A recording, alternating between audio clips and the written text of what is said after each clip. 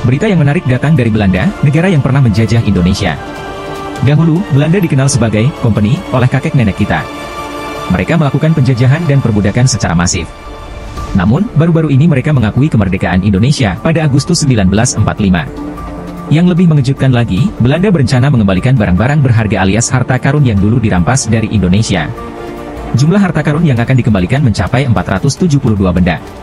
Pertanyaannya, harta karun apa saja yang akan dikembalikan? Apakah termasuk mahkota raja-raja Indonesia zaman dulu? Kapan mereka akan mengembalikannya? Mari kita bahas satu persatu. Berita pertama datang dari Belanda, negara yang dulu dikenal sebagai negeri kincir angin atau company. Kabarnya, Belanda tiba-tiba ingin mengembalikan barang-barang berharga yang dulu dijarah ke Indonesia. Mengapa mereka tiba-tiba ingin mengembalikan barang-barang tersebut?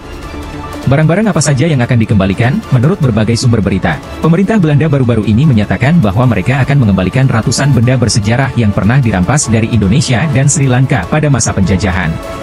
Keputusan ini dibuat oleh Sekretaris Negara untuk Kebudayaan dan Media Belanda, Gunay Uslu, atas rekomendasi Komite Penasihat Pengembalian Benda Budaya dari Konteks Kolonial.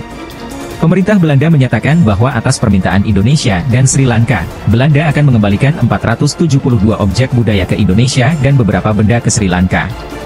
Benda-benda ini dibawa secara tidak sah ke Belanda selama masa kolonial, di bawah paksaan atau dengan penjarahan.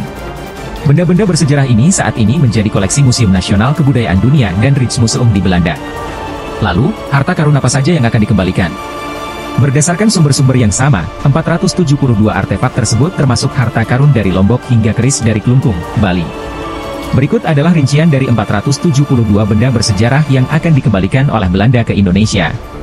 Harta karun Lombok terdiri dari 355 benda, termasuk koleksi ratusan batu berharga, emas, dan perak yang dijarah oleh tentara kolonial Belanda dari Pulau Lombok pada tahun 1894. Patung atau arca dari Singasari, terdapat 4 patung dari Singasari. Keris dari Klungkung, Bali, 1 keris dari Klungkung. Benda seni modern dari Bali, sebanyak 132 benda seni modern yang dikenal dengan koleksi Pitamaha. Selain itu, dari Sri Lanka ada beberapa benda, termasuk meriam, pedang seremonial perak, dan 2 pistol. Berdasarkan situs web pemerintah pusat Belanda, transfer kepemilikan benda-benda bersejarah ini ke Indonesia akan dilakukan segera. Indonesia sendiri yang meminta pengembalian benda-benda bersejarah ini pada musim panas lalu karena memiliki arti penting bagi negara kita.